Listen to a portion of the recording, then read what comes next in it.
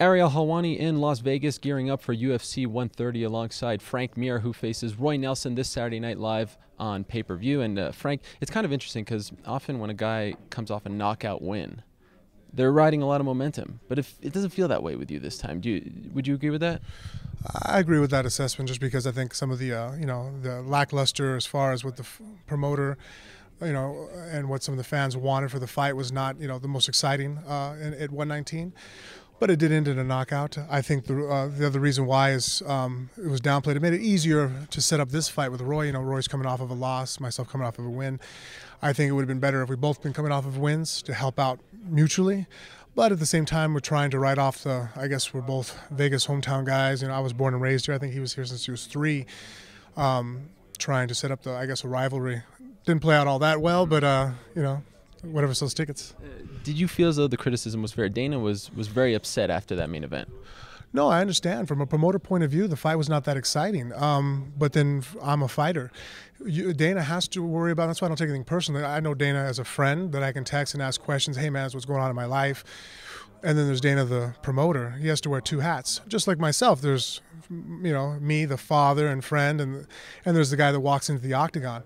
As far as my concern goes, I would rather win a technical fight that may be lackluster in excitement, but I'm going to get the W at the end, than to go out there and just start throwing down, looking for knockout of the night, and have one hell of a fight and come out the losing end of it.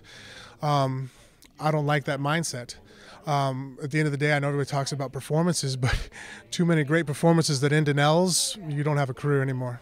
You were kind of vocal about the fact, as you mentioned at the top, that you weren't all that interested in this fight because he was coming off a loss. Who did you want to fight next? Actually, when I found out about Velasquez's shoulder injury, I wanted to opt for Dos Santos. I think Dos Santos is a very, very good boxer, has great hands, but I still feel that I'm a much more well-rounded martial artist, that I don't think there's going to be that much difference in striking. I think he has decent speed and combinations, but I have a lot of power, where I knock people over a little bit more so than he does.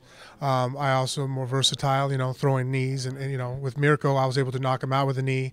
His knee kind of throws it. I don't know if he's scoring points with it, but it doesn't seem like he put as much on it. And then, I'm willing to go to the ground and fight from top and bottom and wrestle. We're not really seeing those aspects of Dos Santos' career yet. He really is focused on the boxing right now. So obviously Roy, despite the fact that he's coming off of this loss, has been doing good things in the UFC, won the Ultimate Fighter and whatnot. You've known him for a long time. His success surprised you at all in the UFC? No, not really. I think that, in the past I told Roy that I felt that he'd be more successful at 205 due to his height. But, he fought Steven Struve and got a knockout. So he kind of made me eat my words on that aspect, that statement. Good luck getting him to lose weight. Yeah, I just think that, as far as a marketing point of view, I think it's a genius. The long hair, the belly. He is, he's hit an area that fighters such as myself or Velasquez, the different athletes, we're known as high-level athletes, are trying to eat right and do the right things and be in physical shape. We look the part. If you see me and Shane Carwin take our shirts off, they're fighters. We go, yeah, I can see that. Roy does it. You're like, really? But he has the whole I rub my belly. I'm the working class guy that just gets off the couch and I'm going to go knock people out.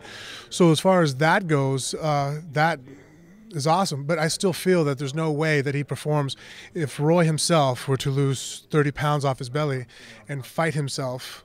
That 30-pound lighter Roy is going to be more effective. It was a little bit lighter on his feet.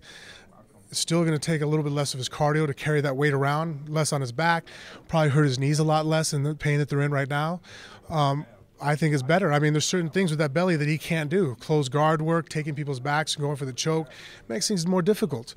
So I still see it in that aspect that is detrimental. If I was his coach, I would be like, no, that's not helping you. When you competed against him in that grappling match that everyone's been talking about several years ago, his belly was smaller. Yes. Do you feel as though he's a different person from the one that you competed against? And B, is there anything you can really sit down and look at that tape and say, okay, he's going to do this and that when we actually fight in an MMA match? No, basically the thing I take from him, it's hard for me to take anything from it for the reason being is that I know that in the fight, his conditioning was superior to mine. I had grappled with him one time before at an inter-school tournament at John Lewis as well. I guess not, I don't know if it was just our two gyms, but they handed out medals, whatever. And we competed against each other. I think I threw him with a head and arm and I caught him with a Kimura, submitted him all in less than a minute, made him tap. So when I saw him at the Grappler's Quest, I knew, oh, you're going to fight this weekend at the Grappler's Quest. I personally, which is my own fault, you should take every matchup seriously. Didn't take it that seriously.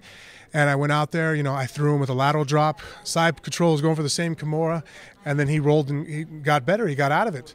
We got back up to our feet, and I just remember putting my hands on my knees going, man, that was my wad. We're done, And so at that point, I just tried to survive, and he was very well practiced for it, prepared, and that's the thing I draw the most from that outcome, was not to take him lightly.